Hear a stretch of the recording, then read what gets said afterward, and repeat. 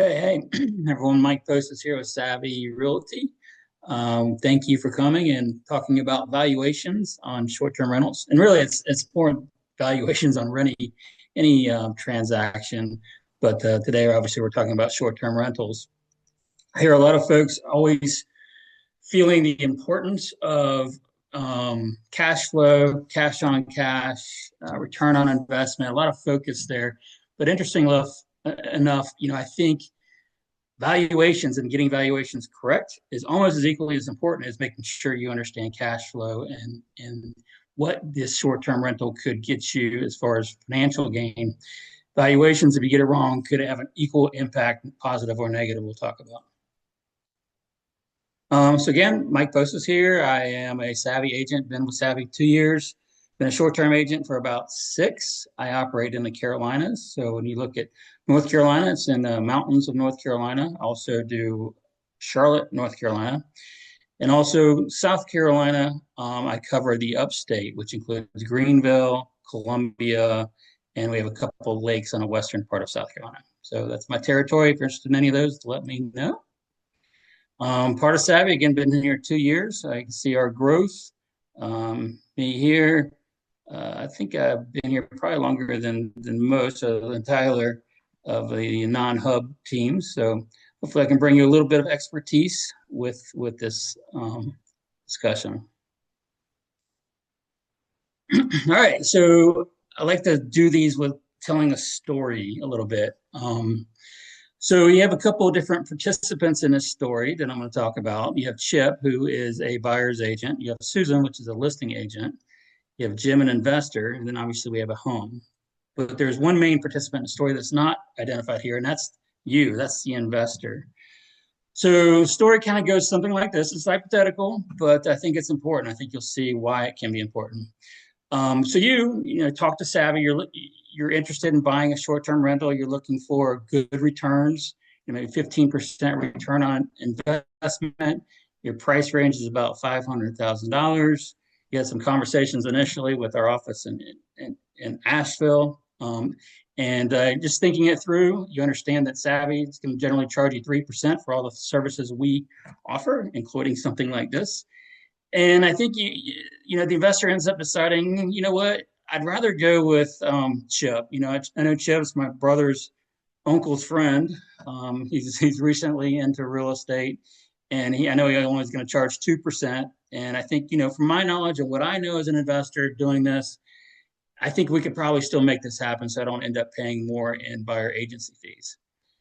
So you go to Chip. Chip obviously takes it. He's a new agent. Happy to do it. He doesn't know a whole lot about CMAs and valuations, but he's going to do his best. And in fact, he's able to find you within a day or two a home on MLS, because he's efficient enough to do that. That is about $500,000. He sees in the notes that it's a current short-term rental making $75,000 a year. And when looking at it, he sees, well, this checks a lot of your boxes. So he's excited. He sends it over to you. You look at it, see it, run the numbers, run the pro formas, and boom, you're excited too. So you go back to Chip and say, Chip, let's go ahead and put an offer on it. And what are your thoughts about what kind of offer we should make? Well, Chip, being a new agent and seeing your excitement, seeing his excitement, knowing that it's a new listing, says, hey, you know what? We ought to go back. Probably ought to go at full price here. Because it's meeting your numbers, it's checking a lot of your boxes.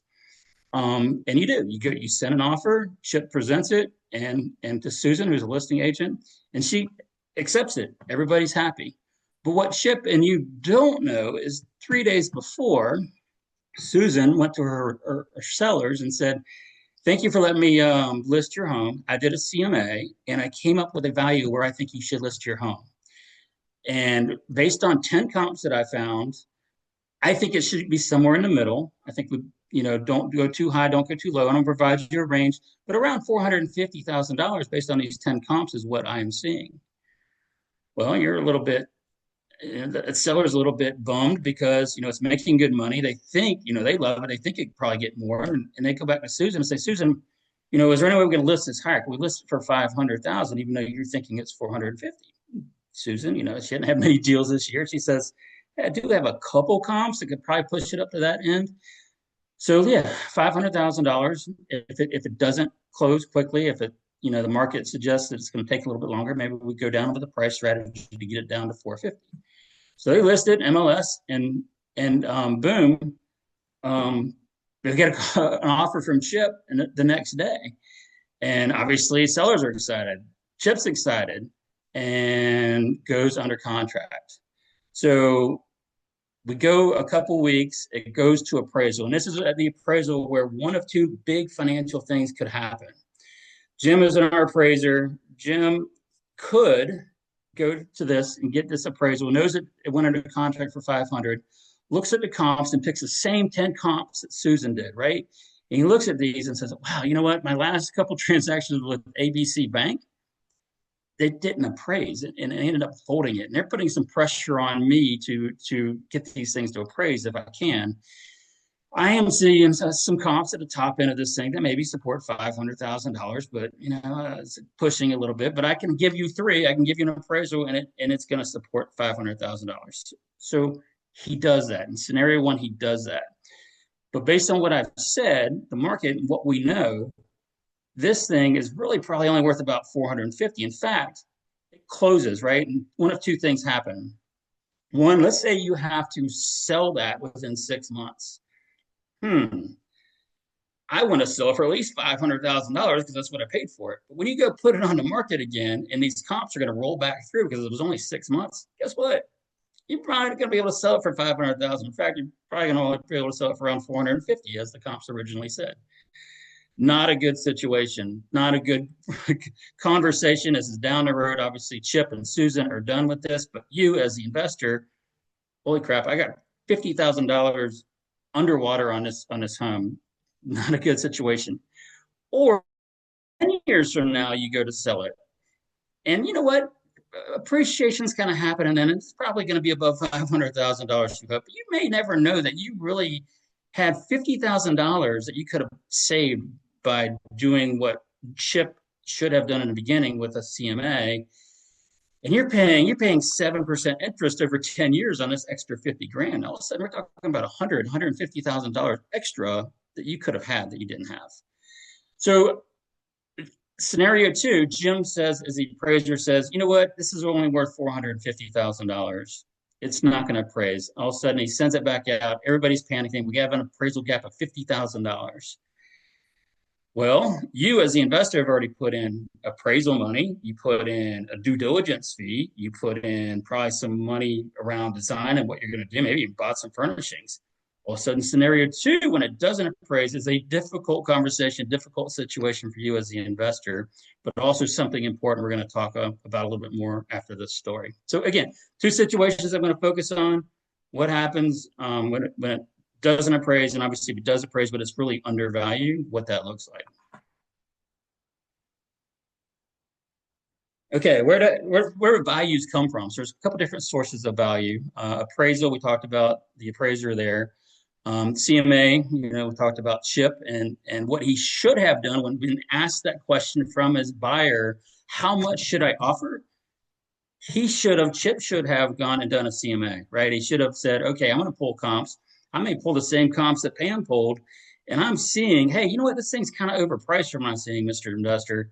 Maybe we ought to offer a little bit less. I know you're hot to trot about it. It's a new listing, but I don't want you in a situation where it's not going to appraise or it's underwater. We're going to look at past sale. When did it sell last? What did it sell for? And then improvements made since that period are also going to be factored in. And this last one I kind of skipped here. It's also a home price index. This gets overlooked a lot, and I love using home price indexes, and I'll tell you why.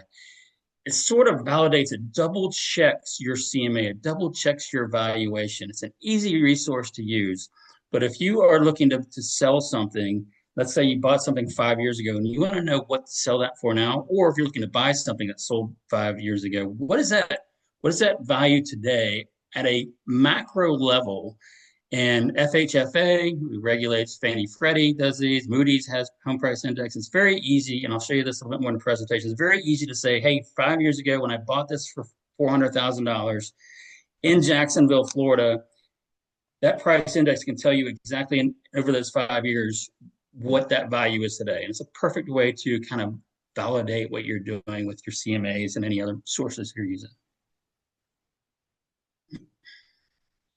Why it's important. You got to know, finding that valuation, you got to know how much to offer. Number two is interesting. It's outside of the case study, but as a resource, as a savvy agent, we should not only find you ones that are cash flowing well, 15%, whatever that looks like for you, but we're looking for values in evaluation as well. So, from the beginning, we may see something, why is this price so low? When we're experts in that market, we can kind of tell those quickly. We can run a quick CMA, and we'd be able to not only provide you great analytics about what it can make, but we're going to tell you, hey, you got an opportunity here. There's so many times, I've been doing this for 8 years, there's so many times where these listing agents, they get lazy, they don't run a CMA when deciding what to list it for, or they use an automated one. They don't use true adjustments, right adjustments. There may be unfinished basements they don't know the value of. They don't know the value of a view or the beach or whatever that may look like.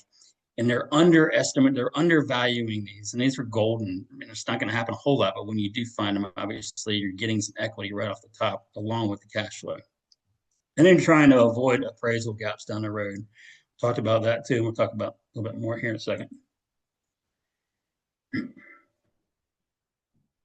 Okay, so a CMA, competitive market analysis. So what you're doing is you're trying to create as an agent, or you as a buyer, an investor, are going to try to figure out what is the value of a home. And not every home is the same. We all know that. So if you have a home that you're looking to purchase, you want to know how best is the market going to tell me what that value of that home is. And a CMA helps you do that. The main goal of a CMA is also, at least for me, when I do them, is to mimic the appraisal process so that we don't run into an appraisal gap down the road. Or if we do, we have a way to combat that. So a proper CMA is going to do a couple things. It's going to want to mimic an appraiser. And by mimicking, what I mean is we're going to try to find recent sales. You're not going to find appraisals that have a lot of sales that are more than 6 months old. So you need to do the same thing, or I need to do the same thing as your savvy agent. I need to go find sales that were pretty recent, right? Just things change. And shoot, we had a hurricane in Asheville last year. We went through a big appreciation with COVID. If you're going back to 2010, 2011, 2012, oh my gosh, prices plummeted. Markets like Florida, 50%. You want to make sure that your spread isn't crossing over something that really created a bad value for that. And then local, you want it to be within a couple miles if you can. If you got to stretch it, it's a remote place. Oh, sure, maybe you need to do that a little bit, but try to be as local as you can with the comps that you find. Then once you find those comps, you're looking for, I always look for at least 6, right? Appraiser usually does about the same. And what I do with these 6, I'm trying to create an apples to apples comparison. So on each one of them, I'm making an adjustment on various components or attributes on that comp because I want to bring it in line exactly what this house has. So if it has an extra bedroom, I'm going to take some money off of what that comp sold for. If it's one less bedroom, I'm going to add money to that comp. If it's a different size acreage, I have adjustments that I use based on the appraisal. They have standards that they use. I'm going to use the same ones. Again, I'm trying to replicate, not to create an exact value, but to create a little bit of a range for my clients. But so we got bedrooms, we got bedroom counts, we got square footage. A lot of homes are going for $300 a square foot. But you know what? I heard this once from an appraiser. Not everybody cares. Not everybody treats that square footage like you do. So it's usually going to be less than what a market square footage runs for. An appraiser you're going to find is going to be probably almost half of that.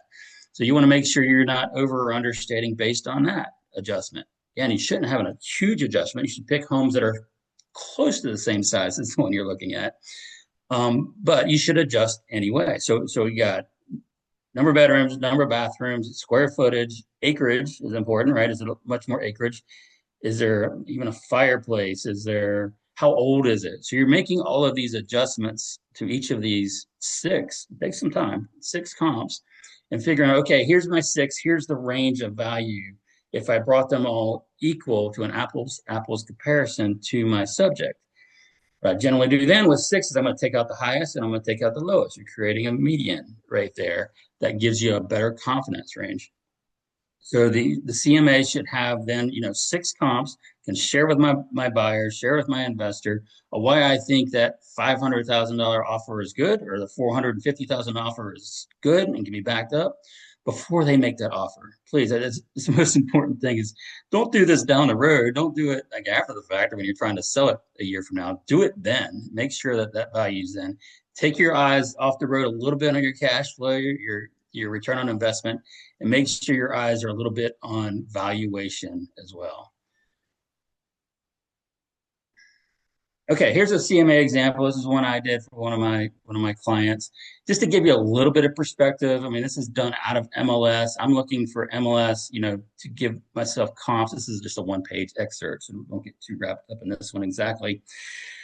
But I'm comparing it side by side. Here's my subject and here's the comps, right? So I'm trying to find ones that are similar in nature, it's close by, making sure it's not, too old of a sale. We got a couple differences here, right? So we got the subject is 3 bedrooms. This is 3 bedrooms, so no adjustment. This one has 4. So I took $15,000 off for that extra bedroom here.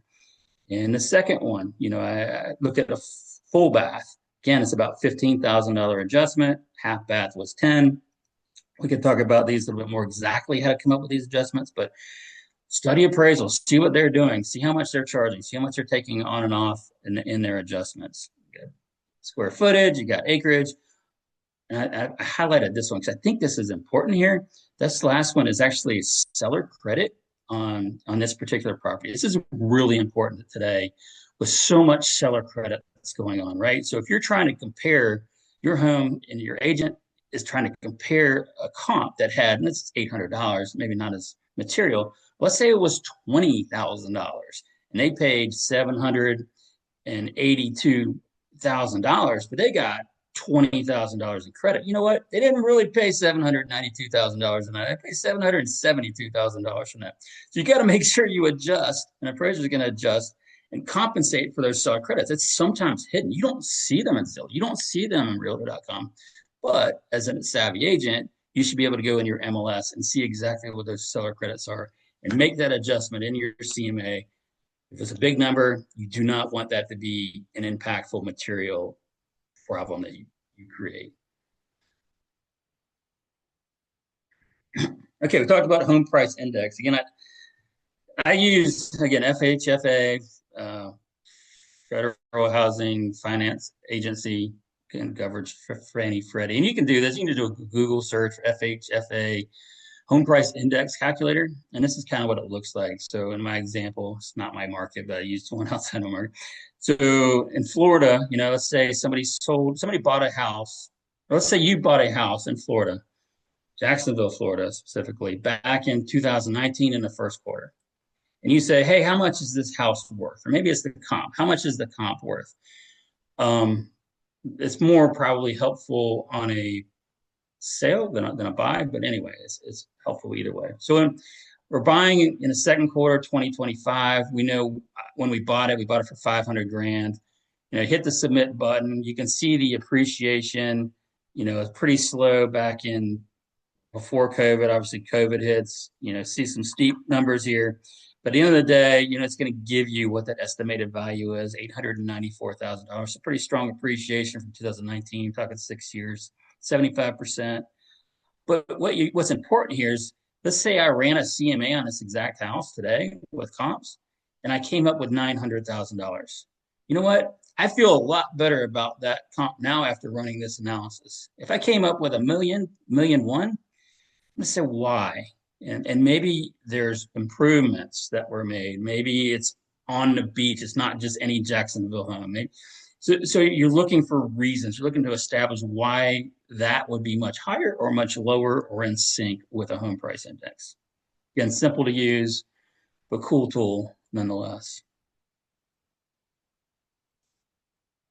All right, so back to situation 2, where it doesn't appraise, right? And poor Chip at this point is explaining to his buyer, hey, it didn't appraise. What do we do?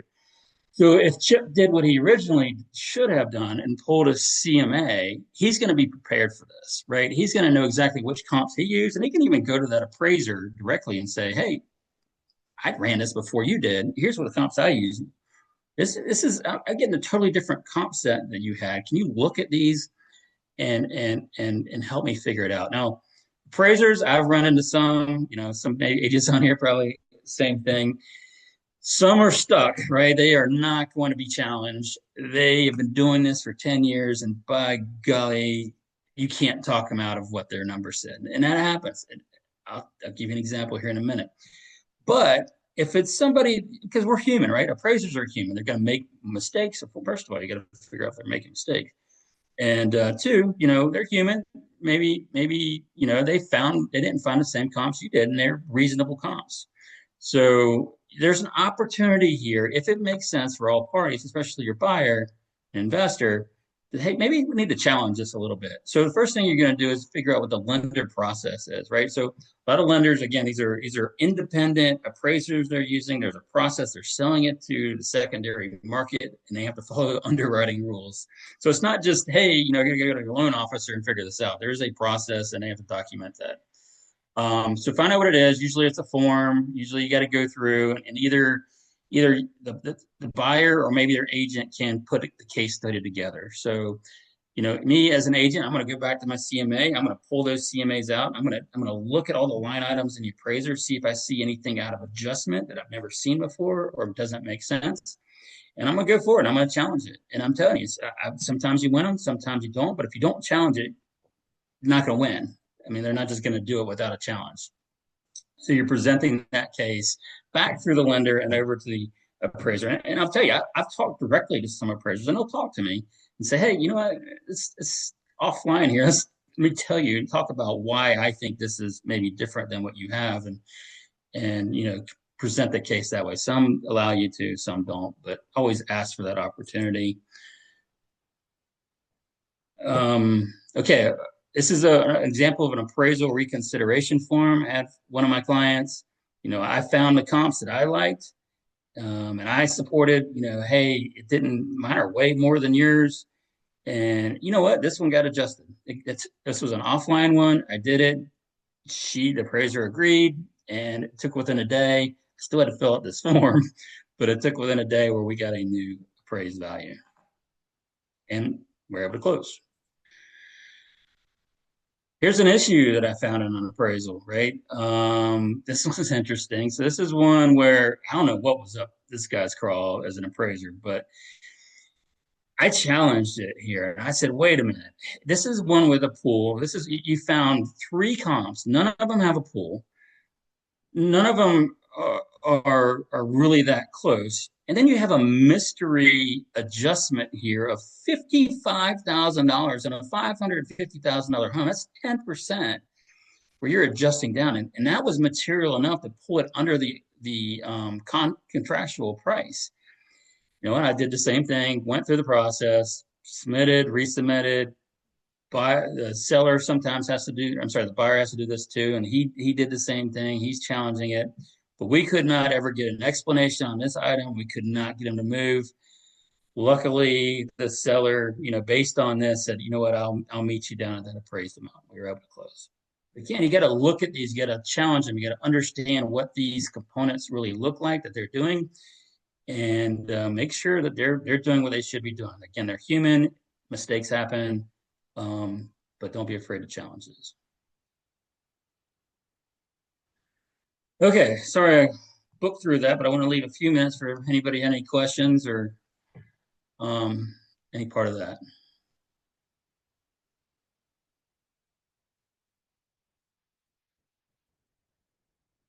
I can't tell if there's questions. If you could let me know.